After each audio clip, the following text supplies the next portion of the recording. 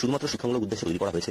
আপনার যদি এরকম কোনো রোগ অথবা যে কোনো রকম রোগ হয় তাহলে একজন যোগ্যতা সম্পন্ন ডাক্তারের সাথে পরামর্শ অবশ্যই করবেন। এই ধরনের কোনো ইউটিউব ভিডিও দেখে নিজে থেকে কখনো কোনো ওষুধ খাবেন না। নমস্কার বন্ধুরা, এক্সিমা এই শব্দটা তো নিশ্চয়ই আপনারা শুনেছেন।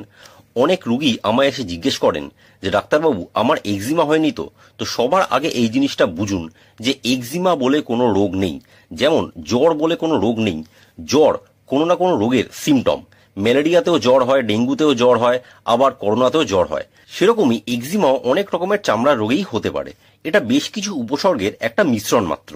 সেরকমই একটা রোগের ব্যাপারে আজ কথা বলবো, যার নাম নিউমুলার ডার্মাটাইটিস বা নিউমুলার এক্সিমা। এই রোগটায় ত্বকের কোনো একটা জায়গায় একটা গোল আকারের ঘা তৈরি হয়। প্রথমে ওই জায়গাটায় কিছু ছোট ছোট দানা বা জল ভর্তি দানা দেখতে পাওয়া যায়, যেগুলো তারপরে একসাথে জুড়ে গিয়ে এই গোল ঘা তৈরি করে। ওই ঘাটার উপরেও ছোট ছোট জল ভর্তি দানা দেখতে পাওয়া যেতে পারে। ওই ঘা থেকে রস বেরোতে পারে,